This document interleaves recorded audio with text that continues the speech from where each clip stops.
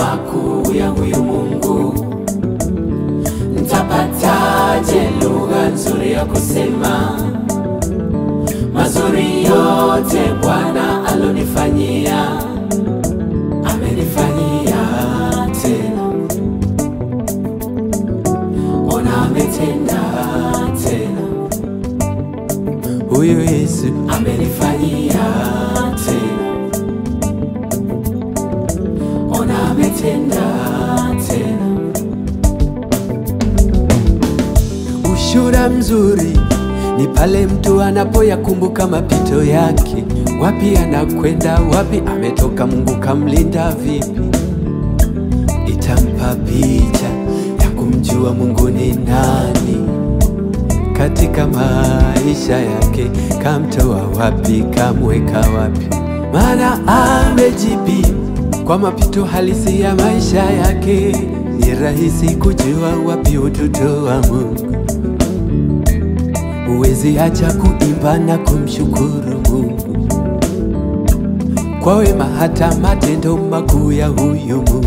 Ndiyo maana nawaza hivi, utaridhika Mungu hata ulipokee bando la shukrani zangu? Maana sijui kama waelewa na lugha nilotumia. Umeridhika Baba? Je, nimefikisha shukrani zangu na wema ulonitendea? Nitapataje ujasiri wa kusema na kueleza makuu ya huyu Mungu?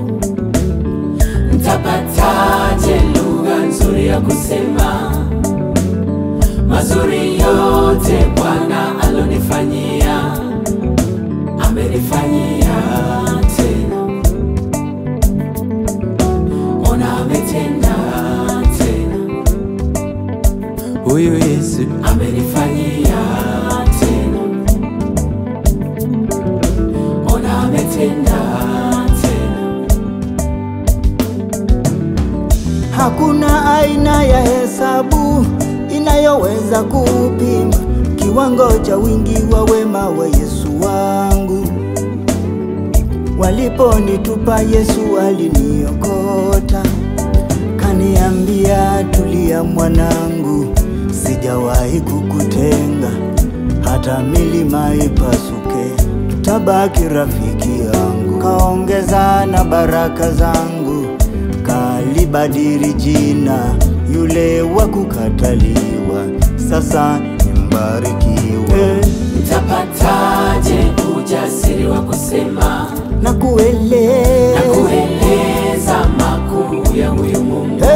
Nitapataje lugha nzuri ya kusema na kueleza mazuri yote Bwana alonifanyia? Amenifanyia Bwana, amenifanyia tena,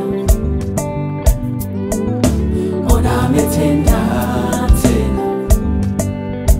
Huyu Yesu amenifanyia tena,